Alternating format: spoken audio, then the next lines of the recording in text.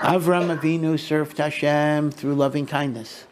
Yitzchak served Hashem through Gevurah, inner strength and introspection.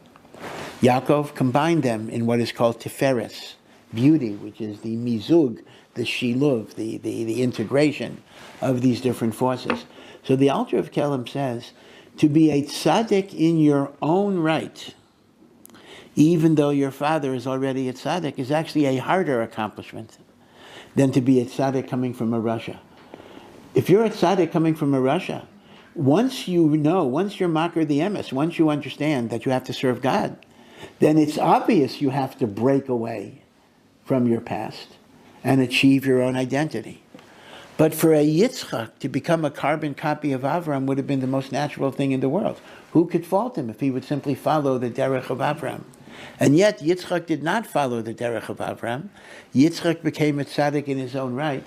That is even a more sublime accomplishment. To be a tzaddik, ben tzaddik, is even a greater accomplishment than to be a tzaddik ben Russia. This is what the Alter of Kelm says, in which he points out that this highlights the importance of individuality in Avodas Hashem. Now, this is a bit of a paradox, because one cannot deny that to be a religious Jew entails a great deal of conformity. No question about it. We have a common denominator. We have Torah, mitzvos. These are obligatory in everybody. Yiddishkeit is certainly not a religion that says, march to the beat of your own drum. You got to keep halacha. You can't say, I think there's a more spiritual way than that. And yet, within the conformity and framework of Torah, we have to also learn how to serve HaKadosh Baruch Hu as individuals. We are not cookie cutter cookies.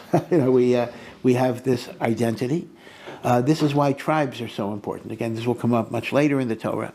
But why are tribes so important? Isn't the only thing that's important is we're Jews? Like, why is it important if I'm a Reuven or a Shimon, Yehuda, Yisachar? And yet, today, we're not so aware of this. But it was a very big deal in Tanakh during the first Beis HaMikdash. Because the concept of a shevet is that in addition to your identity as a Jew, as a member of a shevet, you had a unique, differential role in how you serve HaKadosh Baruch Hu. And this notion of individuality, finding your own voice, is quite a challenge. It really is a challenge to find individuality within community, to find community within autonomy. These are challenges. These are not very simple. In the